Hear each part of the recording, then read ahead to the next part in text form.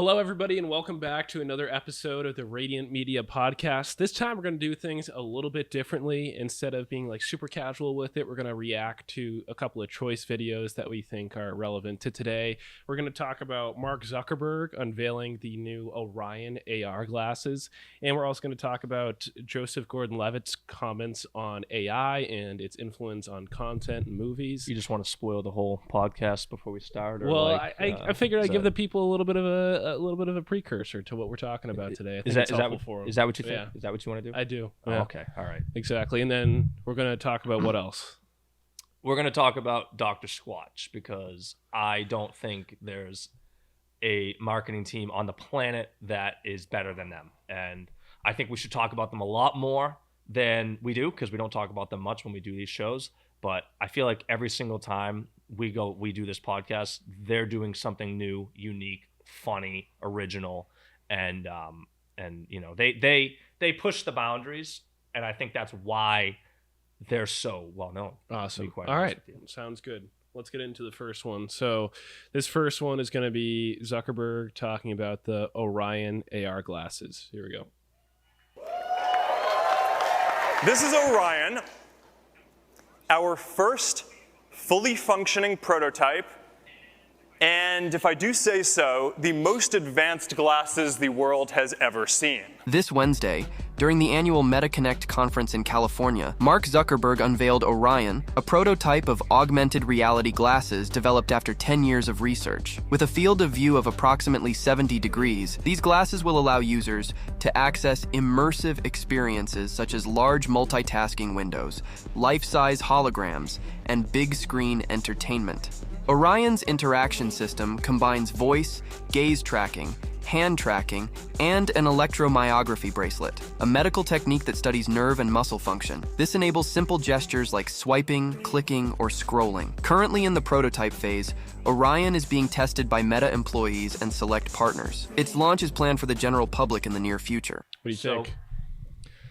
Here's what I take out of that I see value in. You know, a lot of the other stuff in there, like you can use your hands to play games and whatnot. I expect that. That's something that they want to make it.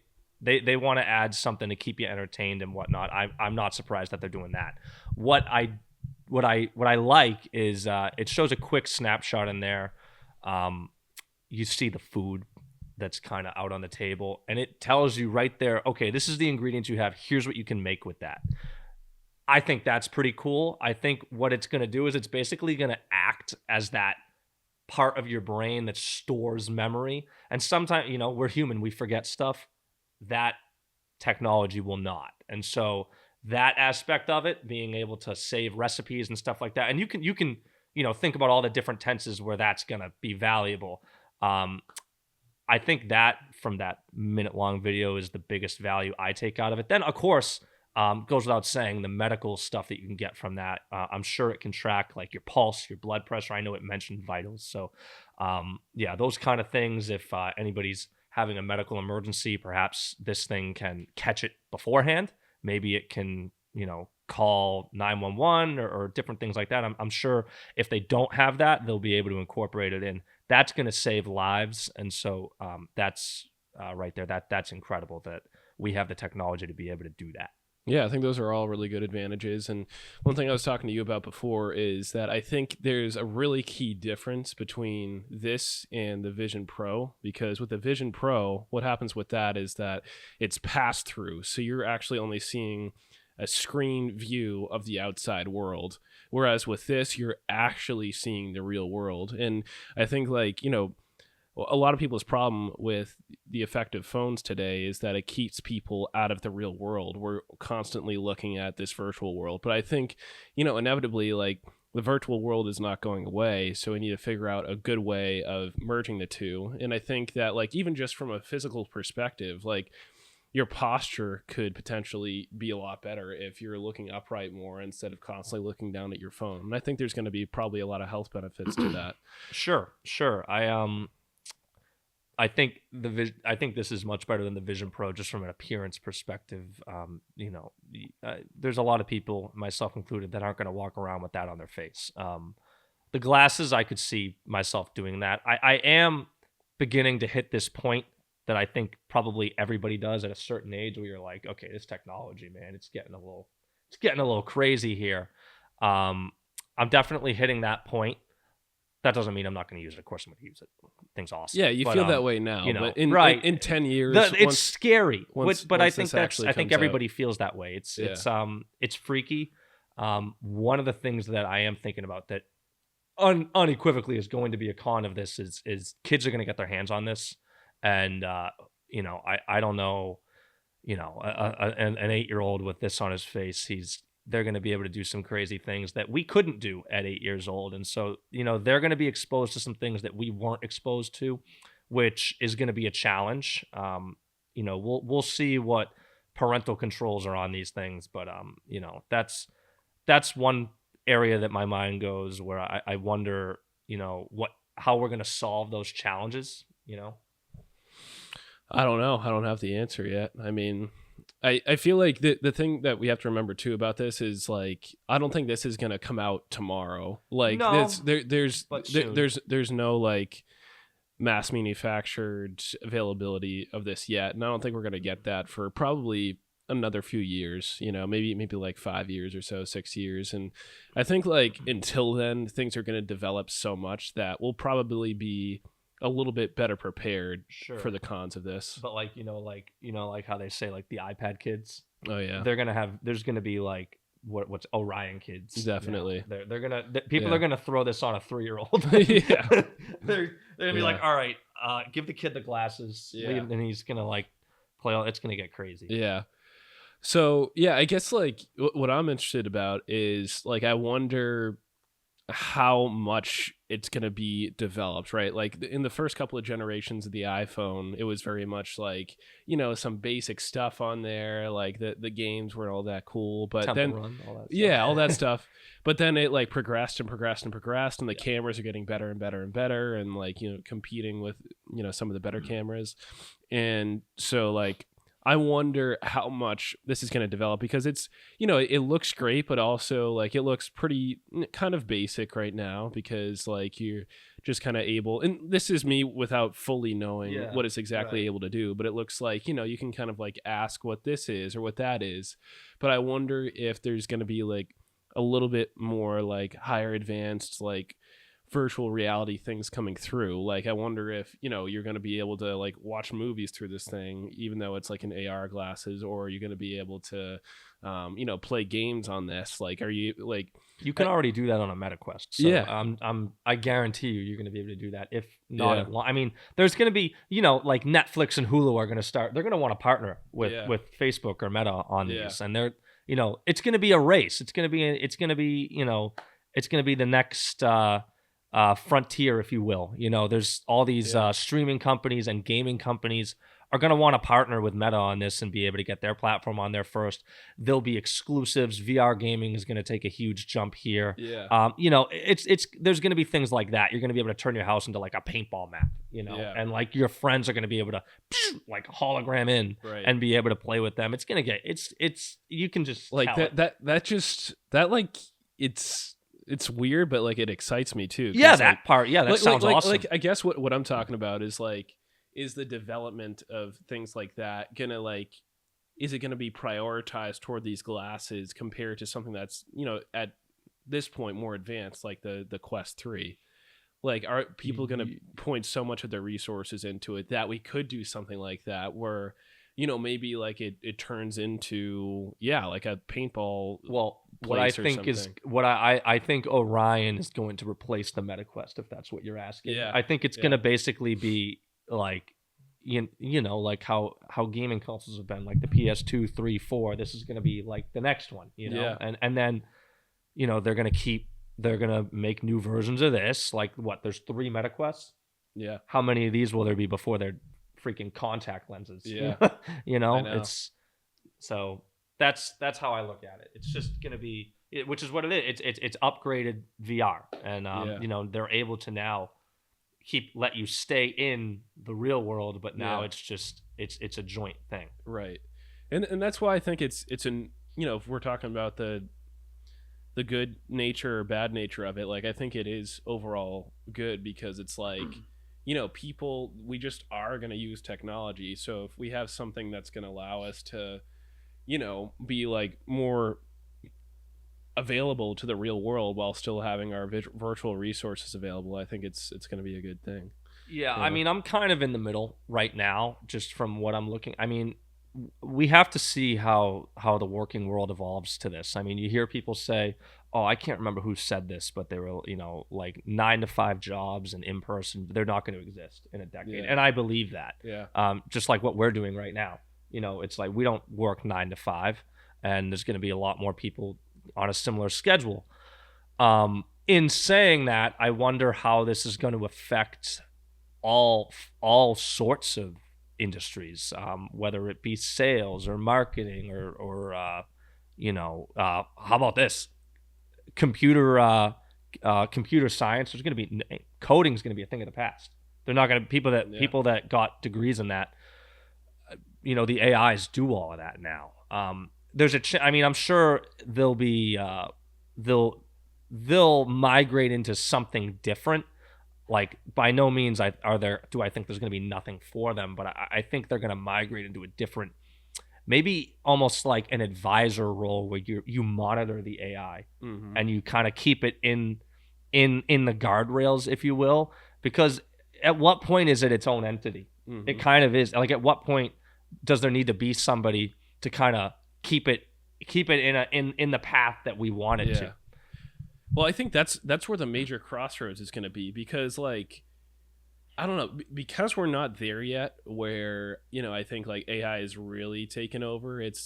We're looking so much from, kind of like a prehistoric view of it. It's like, what is it going to turn into? Because right now, like what it seems like is that AI is going to do everything, where, whether it's like something like with what we do, like, there's going to be a point where it can, make a perfectly made video that like, attracts people, gets sales, and, probably is going to be able to do movies at some point in the future, like pretty good movies. And then like, but also it's like, what I was hearing about too with the developments in YouTube, and what's probably going to happen is that people are going to be able to search something. So if you had a question from some YouTuber, you'd ask it, and then it'll make a custom video from that YouTuber about whatever your question is. And so it's like, at what point it's like these kind of like avatars of us, like, is that what's going to happen? Are they going to take over, like you were talking about with the AI influencer? Yeah. Is it like these AI people who represent us are going to be like talking to each other, but it's not us? It's weird. I mean, I think the first thing that I remember from kind of AIs starting to take a bigger step into our world was the self-checkouts. I think that's like the first thing that everybody kind of noticed immediately. And you get the people, it's like, oh, I'm gonna like my dad. He won't use the self-checkouts. Really? Like, I'm keeping people employed. I'm gonna I don't want them to lose their jobs, so he goes into the normal checkouts, and I'm with them, and I'm like, oh, come on, like, and then we're standing there an extra half hour. And my point in that is, at what point, like, are there going to be jobs for anybody? If AI is doing film, and they're doing sales, and they're doing search engine, like SEO, and they're doing marketing, and coding, and building, creating cars, driving cars. Where does humanity go from there? Where do we transition? How do we make money? Is everything flipped upside down? Like, do we have to, like, is there going to be like a new world order? I mean, we could talk about this forever. Well, I think it's like is it a transition period where we're on more of a ride with? Well, no, I don't think so, because but do you know what I mean by that? I think humanity has to produce in some way. Like, we have to produce it, but I guess it's like at some point, like, if, like, in a literal sense, if there's self-driving cars, and it looks like they're going to be by Tesla pretty mass produced pretty soon. They are. So it's like, if we're on, more of a literal ride with that, like, is that representative of all of AI, that like we build this stuff and then it like kind of takes us to wherever it's going to take us? I don't know. Man, I don't know. We started with the glasses and we ended up here. Let's move on to the next topic. Okay. All right. So, and this will continue the conversation. Joseph Gordon-Levitt. In my career, I've performed in many movies, and I've had deals with those movie studios. Movie studios pay me to act in the movie, and then they own the IP, and I don't own any of it. Right. And now they're likely going to go license a lot of that material to AI companies that will then be used to train AI models that can now produce outputs that theoretically replace what I do and what many of my fellow brothers and sisters in the film industry do. If I had known when I made those agreements, oh yeah, I'm signing this agreement with you, film studio, and you'll have full ownership of the movie, and you'll then go use that to replace me, and I'll be out of a job forever. I probably wouldn't have done that deal, So it seems to me like the whole idea of intellectual property, all these deals, they really, if we're being fair, should be renegotiated in light of this new technology. I think that's fascinating because I think he hit something on the head there, that probably licensing is going to be the main way that things are monetized in the future. That's what I think. Because like you kind of like, at the end of the day, in order for somebody to make a purchase on something, there needs to be some sort of authority that they respect, right? It's like, if you're going to college, you're accepting the authority of that college to get you to the next stage of your career. And so it's like, and then, what we talked about just now with like people using AI as like a search engine, they're still going to want to know that there's the authority of like some individual who's like an influencer of something. But like what's weird though, that I don't think we've got the answer for yet, is like there needed to be a world without AI for those authority figures to develop. And now AI is helping them to be like, okay, I can license out my authority so that people can, ask these questions or like, see this movie that I'm in. Yeah. And that's what I find really interesting. So is it like what does authority look like in the future, right? So this is what I guarantee you is going to happen, because he's saying it right there. One, we already had the writer's strike. There's going to be something else like that's going to happen. That's number one. But number two, you can see the lawsuits that are going to come out of that, of people just taking what was it? He took his likeness basically, or without him knowing, right? I mean, that's basically what he's saying. They took his likeness without him knowing, and now they use it. They repurpose it for their own gain. Mm-hmm. That can't be legal, right? I mean, well, I don't know. Like, I don't know the exact specifics of that. I haven't seen like something with a virtual Joseph Gordon-Levitt, but probably will. But I don't know. Maybe that's about to happen, and that's what he's saying. So sure. But yeah, I mean, like I wonder if if this is just a reality now, or is what's going to happen where people just, they're not getting what they want to out of something that's AI developed for something that's artistic, right? For like a film that we see ourselves as artists in it, and I think people, even if like on a content perspective, they're like, oh, like this is good content, maybe they won't. I don't know if they will or will not see the value of something that was organically made instead of virtually made. I don't think we're at a point to where it's pressing enough of an issue for most people for it to really kind of spark up some sort of revolt, if you will. Mm-hmm. But it'll get there, because at some point it's just there's gonna be so many people that are either having their likeness taken where there was some fine print or something that was used as a loophole, or something of that nature, where there's going to be enough people that are that are kind of screwed over, and we'll get there. I don't think we're there yet, No. but yeah. we will. But I mean, yeah, it's inevitable. I think. and maybe it's not even the right question because we don't know how AI is going to develop over the next few years. Whether it's something crazy with the Orion or something, and we'll probably be. I think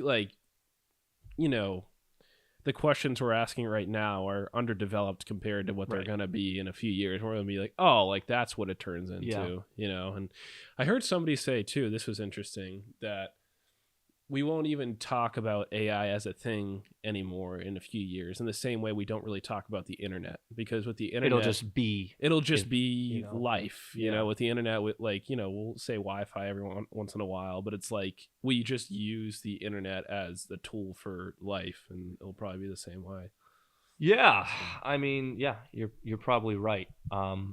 Did we have a third video? We did, didn't Just we? the Dr. I want to Squatch get into thing. that because that's a little bit more right now. What are you doing over there? I was just looking to see if we had anything else. Oh, no.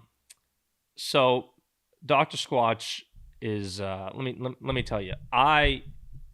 In my life, look, I get soap or whatever. I don't think twice about it.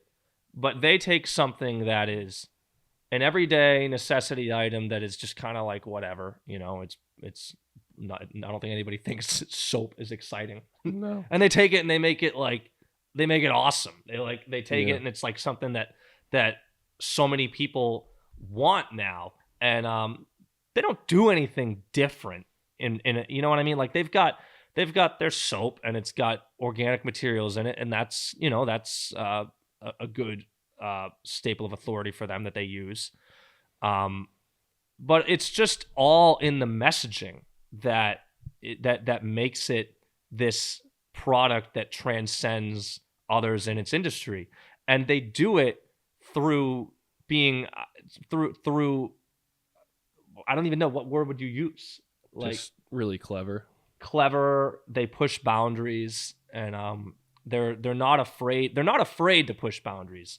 If you see some of their new videos with Sydney Sweeney that are going insanely viral, there's subtle messaging in there that if you watch it twice, you'll go, oh, and you'll probably laugh at it because it is funny. And but it's like the product is secondary to just entertaining people. Mm-hmm. They want to entertain you, and as a result, their product is going to stay in the back of your head. And their little like presentations that they have, if you're in a Walmart or CVS or whatever, where they've got, like, I've seen them, they've got their shelves of Dr. Squatch. That's gonna resonate in you so much more because they made a joke about Sydney Sweeney in their ads, and they made her look like a genie, and they made it rhyme with her name and stupid stuff like that. That now all of a sudden they blow up, and they also, they hop on trends. It's a combination of being clever, hopping on these trends. Like if you go on their TikTok, they have one video. It's just called subtle foreshadowing, and this guy falls over like a stack of soap like 100 times, and it's a stupid trend that you see every month. There's something new, and they're always on top of that because of course you have to be. They're always on top of that, but then they combine that with these incredibly clever ads that are also high production. And again, and it's just the strategy, the copy, the hook, all of it is genius, clever, funny, and they don't try to be careful in what they do. They're incredibly unapologetic, and they kind of push the boundaries, but because of that, and I think they know their target audience, and it's a target audience that I don't particularly think cares too much about those things, and so they don't feel the need to. I could go around in a circle a million times, but you love these guys. I love good reason. I love their advertising. Yeah. I love their marketing. Yeah, they're great. And I just think they're. I think they realize that it's their job to entertain first and then show the product second. And I think that's something that some brands may miss. They think like, oh, it's all about the product, and maybe it is. Well, for I some don't of them. think you say it's their job.